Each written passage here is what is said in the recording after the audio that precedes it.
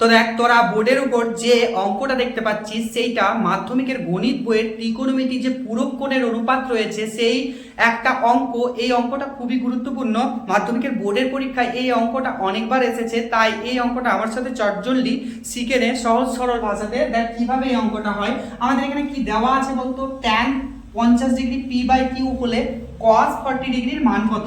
তাহলে দেখ আমরা এই ট্যানটাকে কি করব বলতো, ট্যানটাকে প্রথমে কট করে দেবো, মানে কি এটাকে উল্টিয়ে দেবো। হ্যাঁ, ট্যানটাকে কট বানিয়ে দেবো, তো কট থেকে পুরো কোণে চেঞ্জ করে আবার ট্যানে নিয়ে আসবো। আর ট্যান আর যে সেক স্কয়ারের মধ্যে যে অভেদাবলীর একটা সমীকরণ আছে দেখেছিস তো, sec square theta minus tan square theta সমান কি 1। সেই ফর্মুলা থেকে আমরা সেক স্কয়ারের মান বের করে নেবো, তারপর ওইটাকে উল্টিয়ে দেবো, তাহলে কস চলে আসবে। কিচ্ছু বুঝতে পারলি না তাই তো? দেখ আমি অঙ্কটা করছি তারপরেই তাহলে তোরা বুঝতে পেরে যাবি। হ্যাঁ, এখন বলতো আমাকে ট্যানটাকে যদি আমি কট বানাই, কট 50 ডিগ্রি, তাহলে কি হয়, এটা উল্টে যায়, কিউ বাই পি হয়ে যায়, রাইট?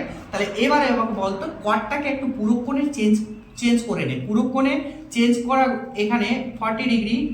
তাহলে দেখ পুরো কোণের চেঞ্জগুলো, এই চেঞ্জগুলো কিভাবে হয় আমি আগে ভিডিও বানিয়েছি। ভিডিও যদি কেউ দেখতে চাস তাহলে ডেসক্রিপশনে লিঙ্ক দেওয়া আছে, ওই লিঙ্কে গিয়ে ভিডিওটাকে দেখে নে যে কিভাবে এই পুরো কোণের অনুপাতগুলো চেঞ্জ হয়।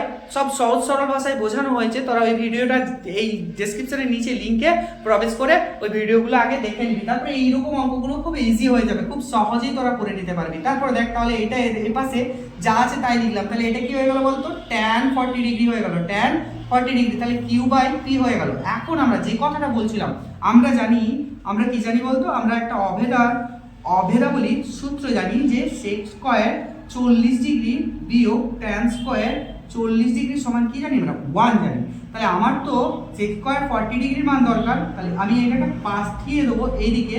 এই দেখ ট্যান স্কয়ার 40 ডিগ্রি, তাহলে এবার আমি কি করবো, সেক স্কয়ার 40 ডিগ্রি এদিকে রাখবো 1 প্লাস এই যে ট্যান স্কয়ার 40 ডিগ্রির মান দেওয়া আছে, তাহলে Q square by P square. তাহলে এখানে এসএসসি সেক 40 ডিগ্রি সমান কি হয়, রুট ওভার অফ, তাহলে এদিকে কত লসাগু থাকবে, পি স্কয়ার লসাগু থাকবে।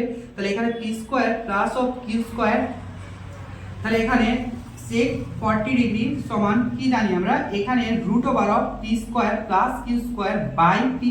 এই যে রুটটা উপরে থাকবে আর এই পি স্কয়ারটা বেরিয়ে যাবে, রুটের বাইরে বেরিয়ে যাবে। তাহলে এখন এবার বলতো এসিসি sec 40 ডিগ্রি এর মান কত, root over of P square plus Q square by P. তাহলে এটা cos 40 করে দে, আমরা জানি যে sec 40 ইনভার্স হচ্ছে cos 40 ডিগ্রি, তাহলে উল্টিয়ে দে p by root over of p square plus q square. দেখ এটাই তোদের উত্তর। দেখ এই